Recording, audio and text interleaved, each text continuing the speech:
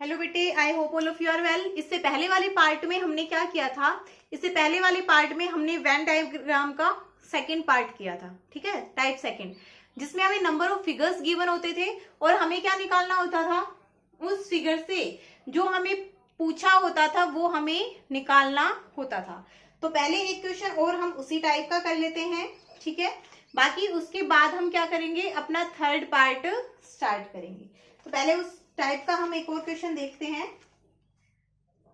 अगर किसी बच्चे को कोई डाउट रह गया हो तो वो यहां पर क्लियर हो जाए, ठीक है।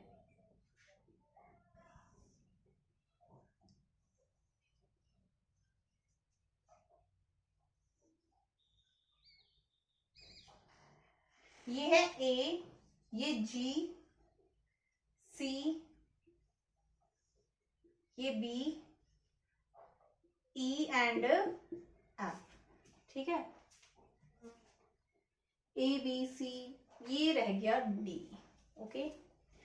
नाउ आप लोगों को बताया है कि जो आपके पास रेक्टेंगल या square, whatever you want to say, ये क्या है? ऑप्टोमेट्रिस्ट। ये रेक्टेंगल जो है आपके पास ऊपर वाला, वो क्या है? ऑप्टोमेट्रिस्ट, ठीक है।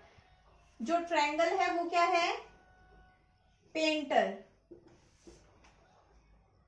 सर्कल है वो क्या है? वेजिटेरियन, ठीक है। और जो आपके पास स्क्वायर है वो क्या है? मैन, ठीक है। आपको बताना है painter who are either man और वेजिटेरियन।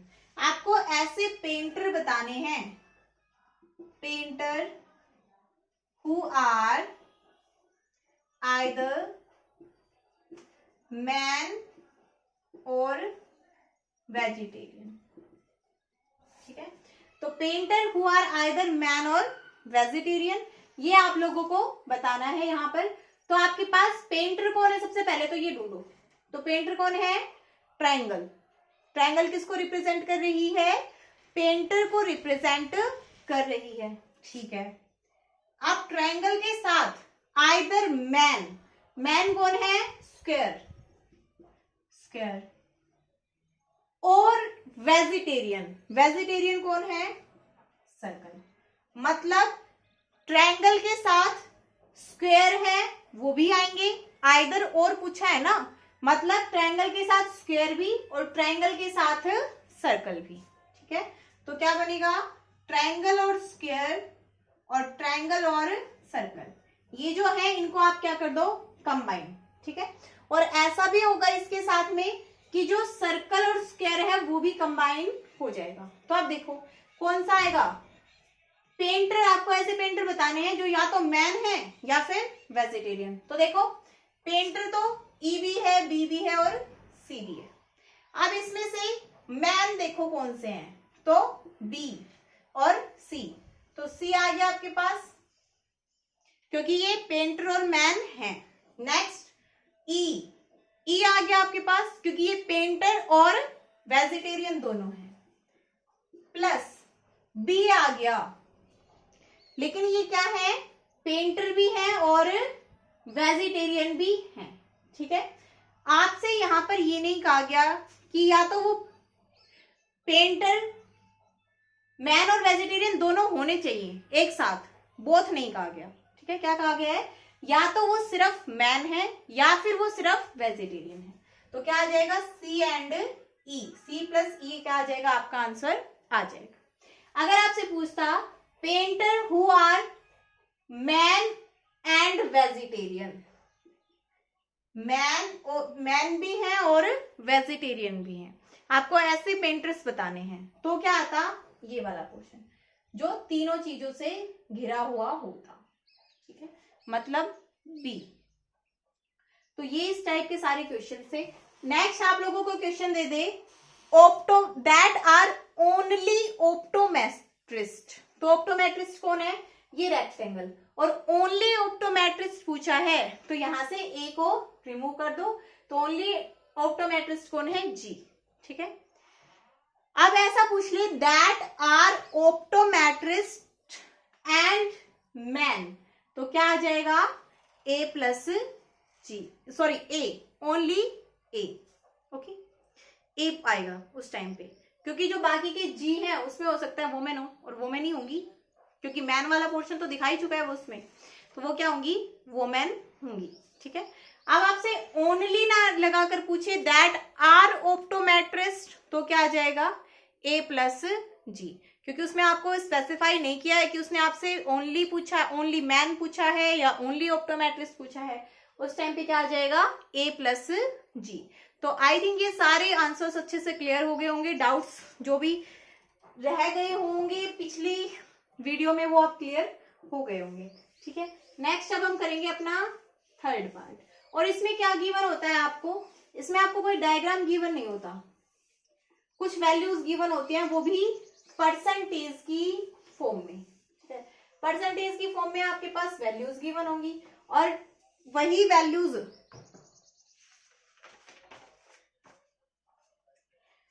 आप इसको बोलते क्या हो, सेट थ्योरी, तो आप इसको बोलते हो। और क्वेश्चन के थ्रू अब हम देखेंगे कि आपके पास एक क्लास है, उसमें इंग्लिश बोलने वाले बच्चे कितने हैं, 50%।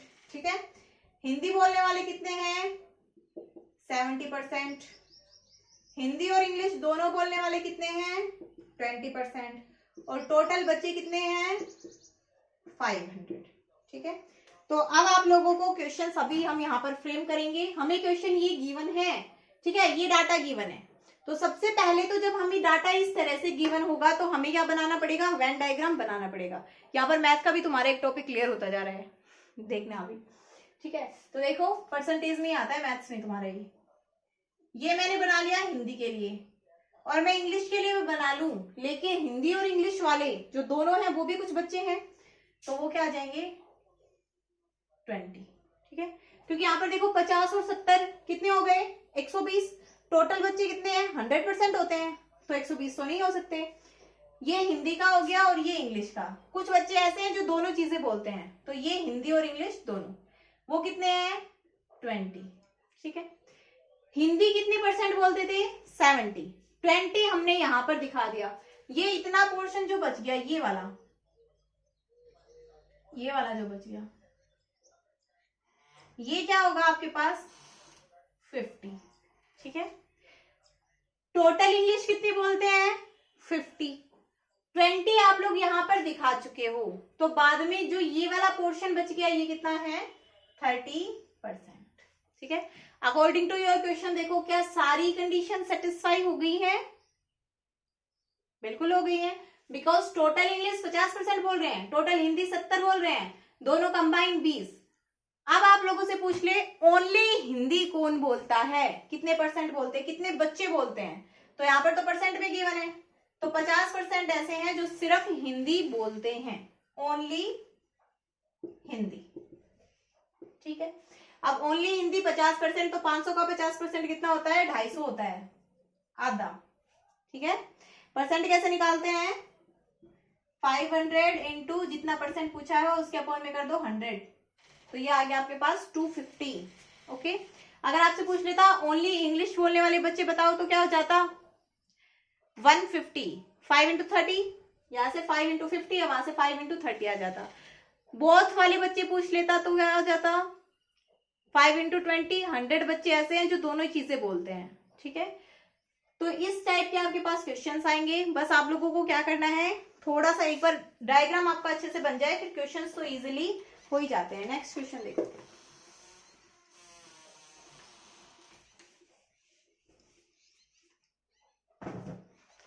तो नेक्स्ट क्वेश्चन है, कुछ बच्चे हैं हमारे पास जिसमें रीजनिंग और इंग्लिश दोनों पढ़ते हैं 20 बच्चे, मैथ और इंग्लिश दोनों पढ़ते हैं 15 बच्चे। ठीक है, अकेले मैथ्स जो पढ़ते हैं, नहीं टोटल मैथ्स जो पढ़ते हैं वो 90 हैं, रीजनिंग के 60 हैं, इंग्लिश के 40 हैं, तीनों चीजें जो पढ़ते हैं वो बच्चे हैं 10, मैथ्स और रीजनिंग पढ़ने वाले हैं 25, और आप लोगों को निकालने हैं कि टोटल कितने बच्चे हैं। ठीक है, टोटल कितने बच्चे हैं ये आप लोगों को निकालना है, गिवन नहीं है। पहले तो डायग्राम बनाओ, 3 हैं और तीनों में हमें पता है कि ऐसे भी हैं जो MER मतलब मैथ, इंग्लिश, रीजनिंग तीनों के बच्चे भी हैं, मतलब तीनों कहीं ना कहीं पर एक साथ भी मिले हैं। तो ये एक मैथ्स का बना दूं, एक इंग्लिश का और एक रीजनिंग का, ठीक है, इस तरह से। अब देखो तीनों क्या पढ़ रहे हैं, 10 बच्चे पढ़ रहे हैं, तो ये तीनों का हो गया, ये मैथ्स का, इंग्लिश का, रीजनिंग, तीनों पढ़ रहे हैं 10 बच्चे, ठीक है। मैथ और रीजनिंग कितने बच्चे पढ़ रहे हैं, 25, तो मैथ्स और रीजनिंग का ये पूरा पोर्शन बनेगा ये वाला। अब 25 बच्चे पढ़ रहे हैं टोटल, 10 तो यहां पर आ गए, 25 में से बच कितने गए, 15, तो 15 ऐसे हैं जो सिर्फ मैथ और रीजनिंग पढ़ रहे हैं, इंग्लिश नहीं पढ़ रहे हैं, ठीक है। रीजनिंग एंड इंग्लिश कितने बच्चे ऐसे हैं जो रीजनिंग और इंग्लिश दोनों पढ़ रहे हैं, 20 बच्चे हैं ऐसे, बट 20 में से 10 तो यहां पर आ गए क्योंकि वो साथ में मैथ भी पढ़ रहे हैं, तो 10 और बच गए, वो यहां पर। ये बच्चे ऐसे हैं जो सिर्फ रीजनिंग और इंग्लिश पढ़ते हैं, मैथ से इनका कोई लेना देना नहीं, ठीक है। नेक्स्ट, मैथ और इंग्लिश कंबाइन कितने पढ़ते हैं, 15, ठीक है। अब 10 बच्चे उसमें से ऐसे हैं जो रीजनिंग भी पढ़ते हैं, होशियार बच्चे, तीनों चीजें पढ़ने वाले, बच कितने गए, 5, ठीक है। तो ये आपके 5 बच्चे ऐसे बच गए जो सिर्फ मैथ और इंग्लिश पढ़ते हैं, वो रीजनिंग बिल्कुल नहीं पढ़ते हैं, ठीक है, नालायक बच्चे हैं, रीजनिंग नहीं पढ़ते हैं। अब देखो टोटल बच्चे जो मैथ्स पढ़ते हैं वो कितने हैं, 90, यहां पर कितने आ चुके हैं, 15 और 5 20 और 10 30, कितने बच गए, 60, ठीक है। टोटल जो रीजनिंग पढ़ते हैं वो है 60, यहां पर कितने आ गए, 10 और 10 20, 10 30 5 35, तो कितने बच गए, 25 बच गए जो सिर्फ रीजनिंग पढ़ रहे हैं, ठीक है। कंबाइनली तो 60 पढ़ रहे हैं बट सिर्फ रीजनिंग 25 पढ़ रहे हैं। नेक्स्ट इंग्लिश, इंग्लिश कितने पढ़ते हैं टोटल, 40 बच्चे, यहां पर कितने हैं, 10 और 10 20 5 25, तो सिर्फ इंग्लिश वाले 15। अब आपसे कोई कितने भी क्वेश्चन फ्रेम किए जाए, हमने ये बना दिया, ये हमने अपने हिसाब से दिमाग से बनाया है। अब कोई कितने ही क्वेश्चन पूछे जाए, हाँ जा बेटा पूछ ले। अगर आपसे पूछता है कि आपको बताना है सिर्फ मैथ कितने बच्चे पढ़ते हैं, तो सिर्फ मैथ कितने पढ़ते हैं, 60 बच्चे, ठीक है। सिर्फ इंग्लिश कितने पढ़ते हैं, 15 बच्चे, सिर्फ रीजनिंग कितने पढ़ते हैं, 15 बच्चे, ठीक है। अब आपसे ऐसे पूछ ले कि ऐसे बच्चे बताओ जो तीनों चीजें भी पढ़ते हैं या फिर मैथ और रीजनिंग पढ़ते हैं, ठीक है, या तो तीनों चीजें पढ़ते हैं या मैथ और रीजनिंग, तो कितने आ जाएंगे, 25, ठीक है, 15 ये और 10 ये। आपसे पूछ ले जो तीनों चीजें पढ़ते हैं और उसके साथ में सिर्फ रीजनिंग पढ़ते हैं, तो क्या आ जाएगा, 10 ये और 25 ये, 35। टोटल बच्चे पूछे हैं, टोटल ऐड कर दो सारों को, 15 और 10 25 और 5 30 60 90 हो गया, 90 के साथ में 15 ये 25 ये, कितने हो गए, 40 प्लस 10 ये, कितने बन गए total, 140 are the total students, ठीक है। सबको आपको ऐड करना है, ओके।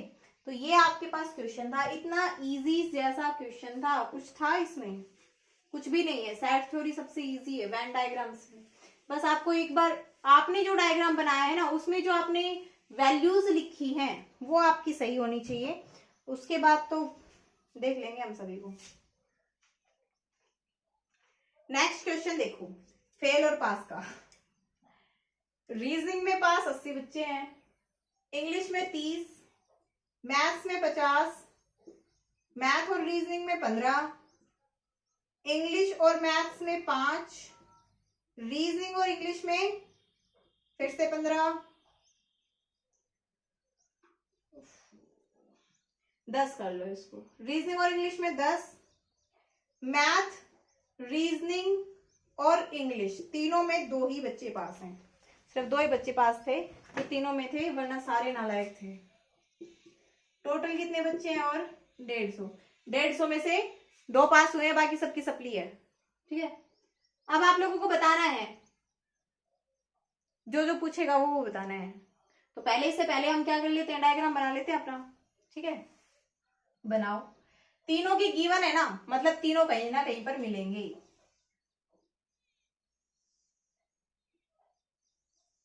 और कितने बच्चे हैं ऐसे, सिर्फ 2, ये 2 हो गए। ठीक है, आप देखो किस किस को नाम देते हैं, इसको math, reasoning, English. Okay, reasoning and English, यहां रीजनिंग और इंग्लिश में कितने पास हैं, 10। रीजनिंग एंड इंग्लिश 10 पास हैं, 2 इधर हो गए, 8 बच गए। ठीक है, इंग्लिश और मैथ्स में कितने इंग्लिश और मैथ में कितने पास है, तो यहां पर देखो 2 यहां पर हो गए, टोटल 5 है, 3 यहां पर आ जाएगी। ठीक है, नेक्स्ट मैथ्स और रीजनिंग में है, ये मैथ्स और रीजनिंग में 15 है टोटल, तो मैथ्स और रीजनिंग में 15, 2 यहां पर आ गए, 13 बच गए। रीजनिंग में 80 बच्चे पास हैं, रीजनिंग ये है, 8 और 2 10, 10 और 10 20 और 3 23, टोटल 80 पास हैं। तो 80 में से 23 घटा दो, वो सिर्फ रीजनिंग में पास है, बाकी किसी में पास नहीं है। तो कितने हो गए, 57। ठीक है, नेक्स्ट इंग्लिश में कितने बच्चे पास हैं, 30। 30 में देखो 8 और 2 10 और 3 13, 13 यहां पर रह गए, 30 बच्चे टोटल पास थे, मतलब कितने बच गए, 22।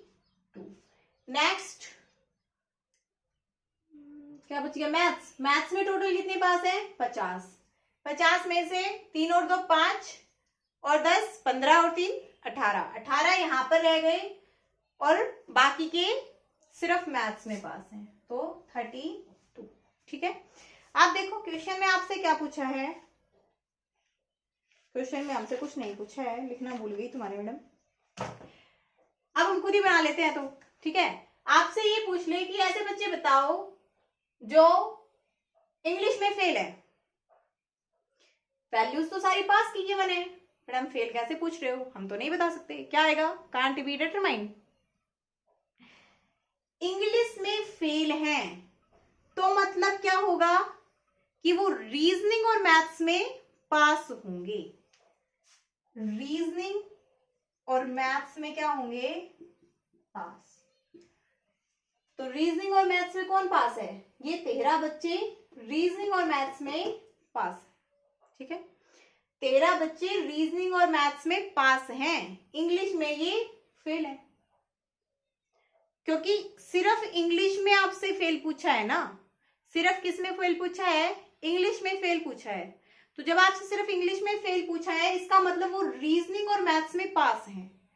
तो ये जो 2 बच्चे हैं, ये तो इंग्लिश में भी पास हैं, ये बच्चे भी यहाँ पर इंग्लिश में पास हैं, ये बच्चे भी, ये मैथ और मैथ्स में तो पास है बट रीजनिंग में नहीं है, तो सिर्फ इंग्लिश में फेल नहीं हुए, ये रीजनिंग में भी फेल हो गए। आपसे पूछा है सिर्फ इंग्लिश में फेल पूछा है, तो मतलब रीजनिंग और मैथ दोनों में पास होंगे। तो कितने बच्चे हो गए, 13। ठीक है, ये ऐसे बच्चे हैं जो सिर्फ इंग्लिश में फेल हैं, बाकी में क्या है, पास है।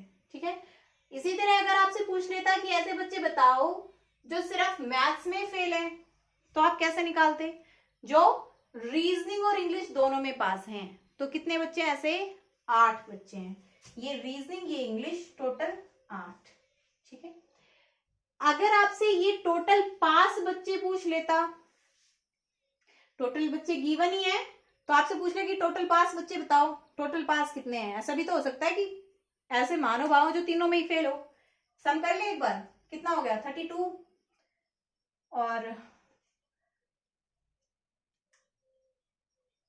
32 5 18 और 32 40। ठीक है, 40 में यहां से 30 ऐड कर दो और 30 में 57 और ऐड कर दो, तो कितना हो जाएगा, 127। तो 127 बच्चे ऐसे हैं जो कि टोटली पास हैं। ठीक है, मतलब बच्चे ऐसे भी हैं जो फेल हैं। यहां पर गड़बड़ है एक, और गड़बड़ क्या है, गड़बड़ ये है कि जो इंग्लिश में टोटल बच्चे हैं ना, वो कितने पास हैं, इंग्लिश में टोटल 30 ही बच्चे पास हैं। जब इंग्लिश में टोटल 30 ही बच्चे पास हैं, तो यहाँ पर देखो ये कितना होगा, 3 और 2 5 और 8 13 बच्चे हो गए ना ऐसे, तो 13 बच्चे तो ये इधर ही हो गए पास, तो 30 में से 13 घटाओ, 17 बच्चे आएंगे यहाँ पर। ठीक है, कितने बच्चे आ जाएंगे? 17। यहां पर अभी ऐसे ही गड़बड़ तो नहीं की है औरों में? मैथ्स में देख लो, मैथ्स में सही है। रीजनिंग में 80 में से कंप्लीट घटाया था, इसमें भी सही है, बस इसी में गड़बड़ थी। तो ये 17 बच्चे आएंगे यहाँ पर, ठीक है। अब जब ये 17 बच्चे आएंगे तो यहां से फिर से सम करना पड़ेगा, करो फिर से सम। तो ये तो टोटल हो गया इतना इतना 80, ठीक है। रीजनिंग वाला उसको लेंगे अब हम 80 और ये 35, या फिर 80, 32 और 20 कर दो 2, 3 2 5 और 8 13। तो 132 बच्चे ऐसे हैं जो कि पास हैं। अगर आपसे ये पूछ लेता कि ऐसे बच्चे बताओ जो तीनों में ही फेल हैं, तो क्या हो जाता? तीनों में ही फेल वाले बच्चे आ जाते 150 माइनस 132, कितने हो जाते? 18। 18 बच्चे ऐसे हैं जो तीनों में ही फेल हैं, ठीक है। अगर ये पूछता कि ऐसे बच्चे बताओ जो किसी ना किसी एक सब्जेक्ट में पास जरूर हैं, तो क्या आ जाएगा? 132 बच्चे ऐसे हैं जो एक आध सब्जेक्ट में तो पास हैं, ठीक है। सारों में फेल नहीं है, उन्होंने कुछ तो पढ़ाई की थी, एक आध में तो पास है ही। ऐसे पूछता जो तीनों में पास हैं, तो 2 बच्चे हैं, ऐसे दे ही रखा था उसने क्वेश्चन में, ठीक है। फेल ऐसे क्वेश्चंस जब भी देता है तो आपसे फेल वाले क्वेश्चन पूछता है, पास वाले कभी नहीं पूछेगा। तो या तो क्या पूछता कि जो तीनों में फेल है, तो आप सोचते कहां से निकालें, तो आप ये डायग्राम बनाते ही आपके पास वो बच्चे आ जाएंगे जो तीनों में पास हैं, ठीक है। टोटल बच्चे गिवन है, माइनस कर दो, तो 18 बच्चे क्या आ गए? तीनों में ही फेल हैं। किसी 2 में फेल पूछता, जैसे आपसे पूछ ले कि जो मैथ्स और रीजनिंग में फेल है, मैथ्स और रीजनिंग में फेल हैं, तो मतलब ऐसे बच्चे जो सिर्फ और सिर्फ इंग्लिश में पास हैं, तो वो क्या आ जाता? 17 बच्चे हैं ऐसे जो सिर्फ और सिर्फ इंग्लिश में पास हैं, मैथ्स और रीजनिंग में फेल हैं, ठीक है। तो ये आप लोगों के पास क्या आ गया? पूरा डाटा था, ठीक है। अगर ये सारे क्वेश्चन अच्छे से समझ में आ गए हैं तो वेन डायग्राम से रिलेटेड कोई भी क्वेश्चन आप लोगों का रहेगा नहीं। नेक्स्ट हम स्टार्ट करेंगे कोडिंग एंड डिकोडिंग।